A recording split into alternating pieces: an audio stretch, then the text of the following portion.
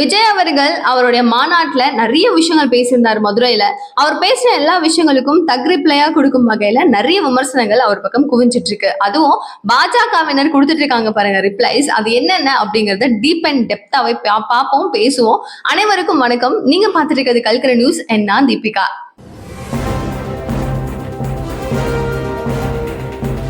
So மாநாட்டில் விஜய் அவர்கள் வந்துட்டு பார்த்தீங்கன்னா பாசிசம் பாயாசம் அப்படின்னு சொல்லிட்டு திமுகவையும் பாஜகவையும் பயங்கரமா விமர்சனம் பண்ணியிருந்தாரு. இதுல நரேந்திர மோடி அவர்களே அப்படின்னு சொன்ன அந்த ஒரு விஷயம் இருக்கு பாத்தீங்களா, அத முன்னாடி இருந்த முன்னாள் மாநில தலைவரான அண்ணாமலை அவர்கள் இருக்கும்போது நீங்க பேசுறது ரொம்ப தப்பான ஒரு விஷயம். அவர் வந்து நம்ம பாரத பிரதமர் மோடி அவர்கள் நமக்காக எவ்வளவோ பண்ணியிருக்காரு அப்படிங்கிற மாதிரி பூந்து விளாசி வச்சிருந்தாரு. ஆனா ஒரு 4 மாதங்களுக்கு முன்னாடி நடந்த அந்த விஷயம் இன்னைக்கும் பேசப்படுது அப்படிங்கிற ஒரு சூழல்ல இன்னைக்கு ஒரு பெரிய மாநாடு நடக்குது. அந்த மாநாட்டுல நரேந்திர மோடி அவர்களே அப்படின்னு சொல்லிட்டு அவங்களுடைய விஷயங்களை இப்படி இருக்கு அப்படி இருக்கு அப்படின்னு சொல்லி தீவிரமா விமர்சனம் கொடுக்கும் போது தமிழிசை சவுந்தரராஜன் போன்ற ஆட்கள், முக்கியமான பொறுப்புல இருக்கிற நயினா நாகேந்திரன் அவர்கள் ஏன் அதிக அளவுல குரல் கொடுத்திருக்கீங்க? என்ன சொல்லிருக்கீங்க? பூ தாமரையை பத்தி பேசும்போது தண்ணியில வந்து ஒட்டாது இலை, அப்படி கரெக்ட் தானே? இலையில தண்ணி ஒட்டாது அப்படின்னு சொல்லியிருந்தாரு இல்லையா? சோ பூவே வந்து தண்ணியில தானே இருக்கு, தாமரையா அதுல தானே மலருது அப்படின்னு சொல்லிட்டு தமிழிசை அவர்கள் சொல்லியிருந்தாங்க, வளருதுன்னு சொல்லியிருந்தாங்க. ஆனா ஏன் வந்து இவ்வளவு அளவுக்கு விமர்சனம் பண்ணணும் அப்படிங்கிற மாதிரி ஒரு கேள்வியோ ஒரு பெரிய அளவுல வந்து ஒரு பேசும் பொருளா இருக்கிற மாதிரி யாருமே பேச. ஆனா அண்ணாமலை சும்மா சொல்லணுமா என்ன, புட்டு விளாசி வச்சிருந்தாரு. லாஸ்ட் வீடியோ நான் ஃபுல்லா டீப் அண்ட் டெப்தா பேசியிருக்கோம். சோ அண்ணாமலை கூட சேர்ந்து இப்ப பாஜகவினர் பல பேர் வந்து பல கேள்விகளை கேட்டுட்டு இருக்காங்கன்னு சொன்னேன் இல்லையா? அதுல அருண்ராஜ் அப்படிங்கிற இந்த ஒரு நிர்வாகி என்ன பண்றாரு, தாவேகாவினுடைய நிர்வாகி என்ன கேட்கிறாரு அப்படின்னா, அங்கங்க அமெரிக்காக்காரவங்க அதை கண்டுபிடிக்கிறாங்க, ஜப்பான்காரவங்க இதை கண்டுபிடிச்சிட்டு இருக்காங்க. ஆனா யோசிச்சு பார்த்தோம் அப்படின்னா கிட்டத்தட்ட பாஜக வந்ததுக்கு அப்புறம் எந்த மசூதிக்கு கீழே எந்த கோவில் இருக்கு அப்படிங்கறத அவங்க கண்டுபிடிச்சிட்டு இருக்காங்களே தவிர வேற என்ன பண்றாங்க? இந்த மாதிரி அமானுஷ்ய சக்தியா, ஏதோ ஒரு சக்தி இங்க வரணும்னு நீங்க நினைக்கிறீங்களா, விரும்புறீங்களா, அது வேண்டாம் அப்படின்னு சொல்றாரு. அண்ட் அகைன் இந்த பக்கம் திரும்பி பார்த்தோம் அப்படின்னா விஜய் வந்து கீழடியில எங்களுடைய எல்லாத்தையுமே நீங்க மறைக்கணும் அப்படின்னு நீங்க நினைக்கிறீங்களா, எங்களுடைய வரலாறை மறைக்கலாம் நீங்க பாக்குறீங்களா, எங்களுக்கு எல்லாத்தையுமே திருப்பி கொடுங்க, எங்களுக்கு வந்து கரெக்டான ஒரு மரியாதையே இல்லை அப்படிங்கிற மாதிரி இவர் சொல்றாரு. ஆனா அந்த பக்கம் வந்து ஹிந்துயிசமே மட்டும்தான், அதாவது மதவாத அரசியல் அப்படிங்கிற மாதிரி அவங்க பேச, இந்த பக்கம் இவர் வந்து ஒரு மாதிரி டிச் பண்ணிட்டு ஒரு மாதிரி பாசிட்டிவ் கொடுக்குற மாதிரி இருக்கு. சோ இதெல்லாம் வந்து ஒரே இடத்துல பேசுறீங்க, மாத்தி ஏன் பேசுறீங்க, தெளிவா பேசுங்கப்பா அப்படிங்கிற மாதிரி பாஜகவினர் சம விமர்சனத்தை முன் வச்சிட்டு இருக்காங்க. எல்லாத்தையும் தாண்டி எல்லாருக்கும் இருக்கிற ஒரே ஒரு கேள்வி, நீங்க முக்கியமான பொறுப்புல இருக்கிற ஆட்கள் யாருமே கேள்வி கேட்காத ஒரு சூழ்நிலையா இருந்தாலும் அண்ணாமலை வாய்ஸ் அவுட் பண்றாரு. ஆனா இதுவே இவருக்கு இன்னும் நல்ல ஒரு பதவி, நல்ல ஒரு பொறுப்பு அப்படின்னு ஒன்று இருந்திருந்ததுன்னா அவருடைய வார்த்தைகளும் அவர் பேசுற விஷயங்களும் இன்னும் வேற மாதிரி தெரிக்க விட்டுருப்பாரு. எல்லாருமே எதிர்பார்க்கிற ஒரே ஒரு விஷயம் என்ன, அவருக்கான ஒரு பதவி, அவருக்கான ஒரு பொறுப்பு அப்படின்னு சொல்லி வரும்போது அவருடைய வாய்ஸ் அப்படிங்கிறது இன்னும் அதிக அளவுல கேட்க ஆரம்பிக்கும். இப்போ எடப்பாடியார் சொன்னாரு அப்படிங்கிற ஒரே ஒரு வார்த்தையினால அண்ணாமலை அவர்களை நீங்க அந்த ஒரு பதவியில நீக்கம் பண்ணிட்டு ஒண்ணுமே கொடுக்காம அவர் இப்போ வரைக்கும் வச்சிருக்கீங்க அப்படின்னா நியாயமா அப்படிங்கிற கேள்வி அவரை நோக்கி போக ஆரம்பிக்குது. டெல்லி தலைமை இதற்கான ஒரு பதில் என்ன சொல்லுவாங்க அப்படிங்கிறது சீரியஸா யாருக்குமே புரியல. சரி, ஓகே, திரும்பவும் நம்ம விஜய் அவர்களுக்கே வந்துருவோமா? ஏன்னா அவர்கிட்ட பாத்தீங்க அப்படின்னா சீமான் அவர்களும் கொஞ்சம் லைட்டா வந்து டச் பண்ணிட்டு போற மாதிரி ஒரு ஃபீல். உயிரில்லாத ஒரு மிருகத்தை கூட சிங்கம் சாப்பிடவே சாப்பிடாது அப்படின்னு சொல்லிட்டு தளபதி விஜய் அவர்கள் ஒரு ஸ்டேட்மெண்ட்டை கொடுத்திருந்தாரு. இதை இப்ப என்ன பண்ணிட்டாங்க நம்ம ஆளுங்க எல்லாரும், போய் சாட் ஜிபிடிலயும் அண்ட் கூகுள்லயும் போய் சர்ச் பண்ணி உண்மையாவே அது சாப்பிடாதா அப்படின்னு பார்க்கும் போது தெல்ல தெளிவா சாப்பிடும், அதுவும் மிச்சம் வச்சுட்டு போச்சு, வேற ஏதாவது விலங்கு சாப்பிட்டுட்டு அப்படின்னா அதையும் சாப்பிடும் அப்படிங்கிற மாதிரி ஒரு நியூஸ், உண்மையான நியூஸ் வெளியாகுது.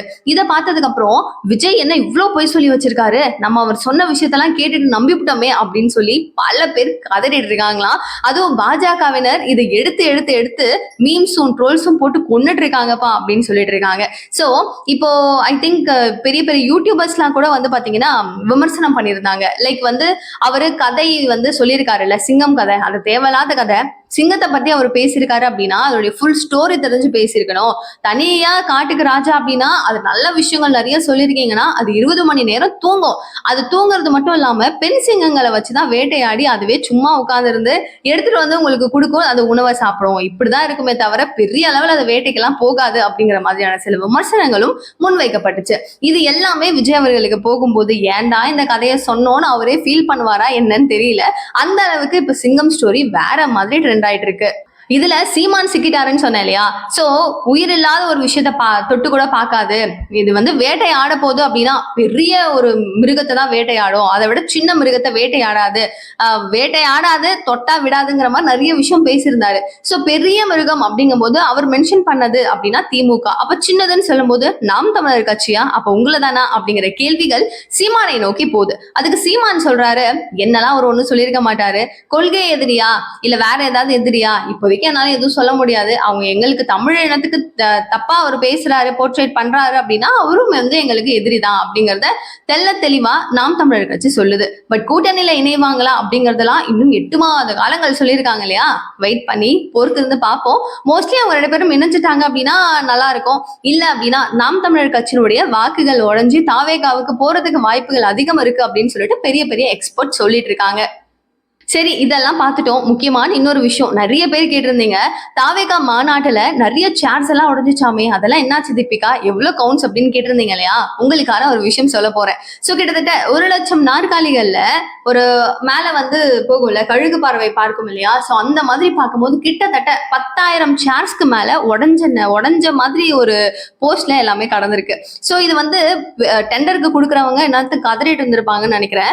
பிகாஸ் அவங்க போன டைமே நாங்க வந்து நிறைய சேர்ஸ் கொடுக்க மாட்டோம், நிறைய நீங்க உடைச்சிடுறீங்க, வீணாக்கிடுறீங்க, அதனால நாங்க கொடுக்க மாட்டோம் அப்படின்னு சொல்லி கட் பண்ண காரணத்தினால கேரளாவில இருந்து டெண்டர் பேசி ஒரு 50,000 ஷேர்கள் கிட்ட கொண்டு வரப்பட்டுச்சு அப்படின்னு சொன்னாங்க.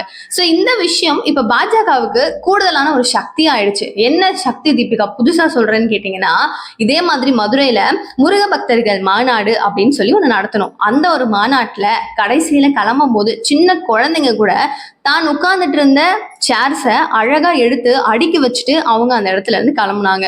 ஈவன் இந்த குப்பைகளை கூட RSS அண்ட் பாஜக, நாங்க மக்கள் அப்படின்னு சொல்லி எல்லாரும் சேர்ந்து தான் கிளீன் பண்ணோம். அந்த அளவுக்கு சூப்பரா ஒரு சேர் கூட டேமேஜ் ஆகாம அந்த அளவுக்கு பராமரிச்சோம். ஆனா நீங்க பாரு என்னதான் பண்ணி வச்சிருந்தீங்க, 10,000 சேரை உடையிற அளவுக்கு அப்படின்னு சொல்லிட்டு முதல்ல வந்து ஒழுக்கத்தை கத்துக் கொடுங்கப்பா அப்படின்னு சொல்லும் வகையில தாவேகாவுக்கு ஒரு பெரிய லெசன்ஸையே இப்போ பாஜக எடுத்துட்டு இருக்காங்க அப்படிங்கறதுல மாற்று கருத்தே கிடையாது. எப்பவுமே பாஜகவை குறைன்னு சொல்லாம அவங்க பண்ற நிறையான விஷயங்களையும் பாருங்கப்பா அப்படின்னு சொல்லும் வகையில இப்போ செமிகண்டக்டர் துறையில ஒரு நல்ல முன்னேற்றம் இருக்கு இந்தியா அப்படின்னு சொல்லிட்டு பிரதமர் மோடி அவர்கள் தெரிவிச்சிருக்காரு. அது மட்டும் இல்லாம செமிகண்டக்டர் சிப்ஸ் எல்லாத்தையுமே கண்டுபிடிச்சிருக்காங்க இல்லையா, அதையும் சீக்கிரமா மார்க்கெட்ல இம்ப்ளிமெண்ட் பண்ணப்படும் அப்படிங்கிறது கூடுதலான ஒரு தகவல். சோ ஜப்பான்ல இருந்து கிட்டத்தட்ட $68 பில்லியன், எவ்வளோ 68 பில்லியன் அமெரிக்கன் டாலர்ஸ் வந்துட்டு இந்தியாவில முதலீடு பண்ண போறதா கூடுதலான ஒரு தகவலும் இருக்கு. சோ இப்போ வந்து அவர் சைனாக்கும் ஜப்பானுக்கும் போக போறாரு இல்லையா? சோ அவர் போறதுக்கு முன்னாடி இதை பத்தி எல்லாம் பேசி எங்க எந்த மாதிரியான இண்டஸ்ட்ரீஸ் ஸ்டார்ட் பண்ணலாம் அப்படிங்கறத பத்தியும் ஒரு டிஸ்கஷன்லாம் வச்சு நம்மளுடைய பொருளாதாரத்தை இன்னும் வந்து ஒரு ஹைப்புக்கு கொண்டு போவாரு அப்படிங்கிற ஒரு நம்பிக்கையோட எல்லாரும் காத்துட்டு இருக்காங்க. இன்னும் எந்த மாதிரியான விஷயங்கள்லாம் நடக்க போகுது அப்படிங்கறத பார்ப்போம். அண்ட் கூடுதலா புதிய சட்ட மசோதா வந்து இப்ப அமல்படுத்த போறாங்க அப்படிங்கும் போது நிறைய விவாதங்கள் வந்து முன்னாடி கொண்டு வரீங்க. ஆனா அந்த விவாதங்கள்லாம் உயிரோட்டமா இருக்கா அப்படின்னு பார்த்தா கிடையாது. உடனே எதிர்கட்சிகள் எல்லாமே விலகி அங்க இருந்து அப்படியே டப்புன்னு கிளம்பி எனக்கு என்னன்னு போயிடுறீங்க. பட் அதனுடைய அங்க என்ன நடக்கணும், அங்க என்ன பேசணும் அப்படிங்கிறது யாருக்குமே தெரியலங்கிற மாதிரி பிரதமர் மோடி அவர்கள் குறிப்பிட்டு சொல்லியிருக்காரா. எந்த மசோதா அப்படிங்கிறது உங்களுக்கே ஷுவரா தெரிஞ்சிருக்கும். அண்ட் நிறைய விஷயங்கள் அரசியல் களத்துல என்ன நடக்குது அப்படிங்கறத பத்தி ஃபுல் அண்ட் டீடைல் வீடியோவா நெக்ஸ்ட் போடுறேன்.